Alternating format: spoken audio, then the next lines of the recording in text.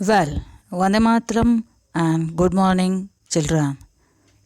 तो कल हमने बिहारी के दोहे के पहले 4 दोहे पढ़े हैं।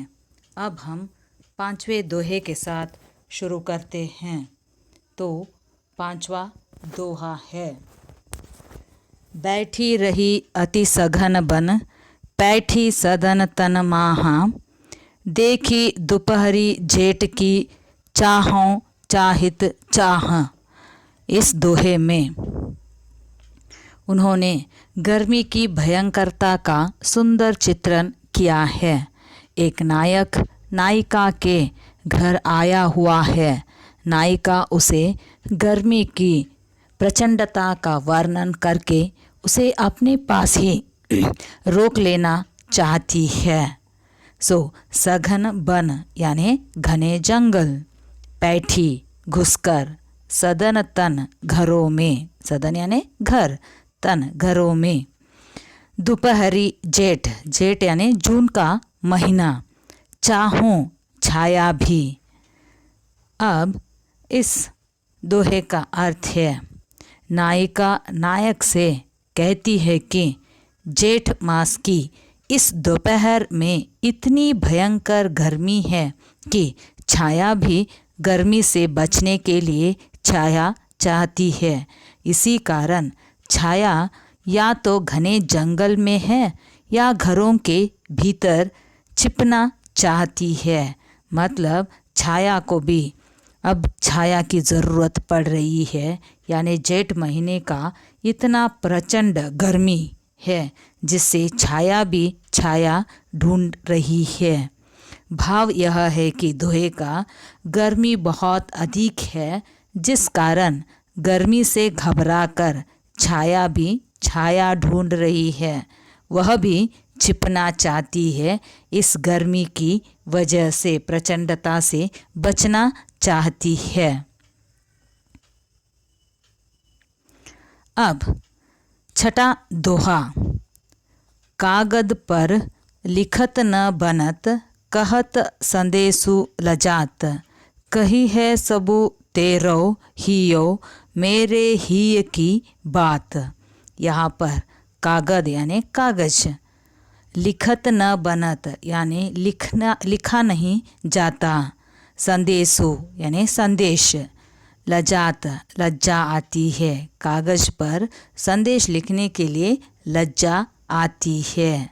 कही है यानी कह देगा, ही यानी हृदय, हृदय ही हृदय की बात कहेगी। इस दोहे में कवि यह कहना चाहता है कि एक नायिका की विरह व्यथा का वर्णन किया है। वह परदेश गए हुए अपने प्रियतम को प्रेम पत्र लिखना चाहती है, किंतु नहीं लिख पाती। उसी का वर्णन है इस दोहे में। नायिका कहती है कि हे प्रियतम, मैं अपनी विरह की पीड़ा को कागज पर लिखने में असमर्थ हूँ। मैं तुम्हें मौखिक रूप से किसी के द्वारा भी अपना प्रेम संदेश नहीं भिजवा सकती, क्योंकि ऐसा करने में मुझे लज्जा का अनुभव होता है। अतः मैं तो केवल इतना ही कहना चाहती हूँ कि तुम अपने ही हृदय से पूछ लेना, वह तुम्हें मेरे हृदय की सब बातें बता देगा। भाव यह है कि तुम्हारे विरह में जैसे मेरा हृदय दुखी है, सो नायिका नायक से कह रही है, वैसे ही मेरे विरह में तुम्हारा हृदय भी दुखी होगा।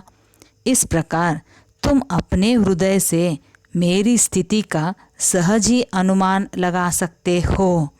इसीलिए संदेश भेजना या पत्र लिखने की ज़रूरत नहीं है, अपने हृदय से ही तुम सुन लेना, वह मेरी हृदय की भी वेदना और बातें तुम्हें समझा देगा। अब मुड़ते हैं 7वें दोहे पर। प्रगट भय द्विजराज कुल, सुबस बसे ब्रज आई, मेरे हरो कलेस सब, केशव केशवराई।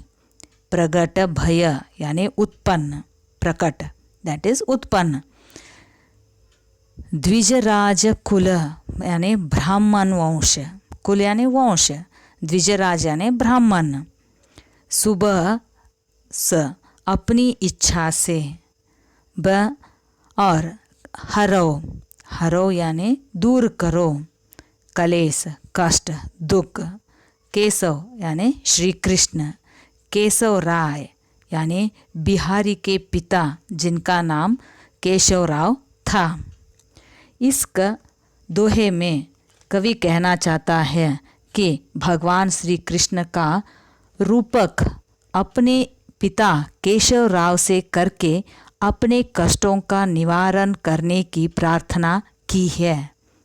कवि कहता है कि हे श्री कृष्ण, आपने चंद्रवंश में जन्म लिया है और आप अपनी इच्छा से ही ब्रज में आकर बस गए हैं।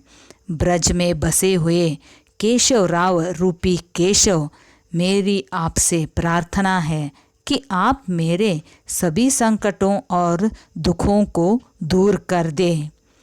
मतलब इसका भाव यह है कि आप सर्वशक्तिमान हैं, अतः मेरे कष्टों का भी निवारण करो।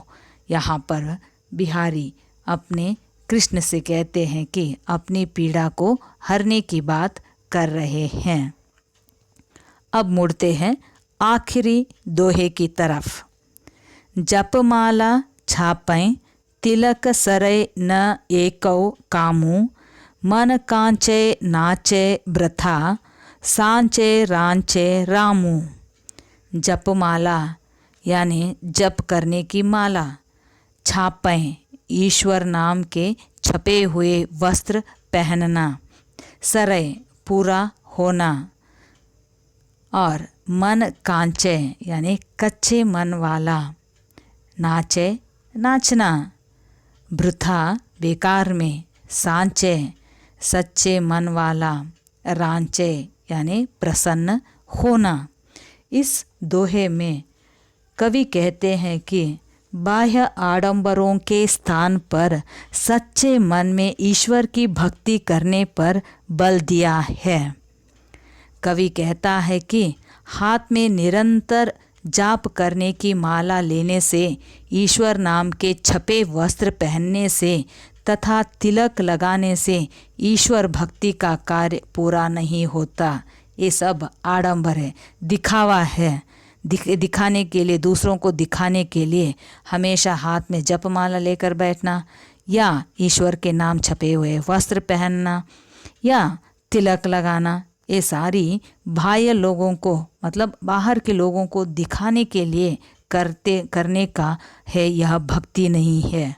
यदि मनुष्य का मन अस्थिर हो और उसके मन में ईश्वर के प्रति पूर्ण विश्वास नहीं है, तो उसका भक्ति में नाचना भी व्यर्थ है।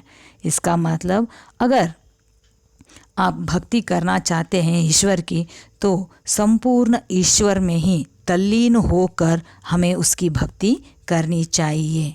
इसकी विपरीत यानी विरुद्ध, जो व्यक्ति सच्चे मन से ईश्वर पर विश्वास करके भक्ति करते हैं, भगवान उन्हीं पर प्रसन्न होते हैं। तो बच्चों, यहाँ पर बिहारी के बचे हुए 4 दोहे समाप्त हो जाते हैं, और अगले एपिसोड में या अगले पार्ट में आपको इस पद्य के प्रश्नोत्तर भेज दूंगी। जैसे जैसे वक्त मिले आप अपना फेयर बुक कंप्लीट करते रहिए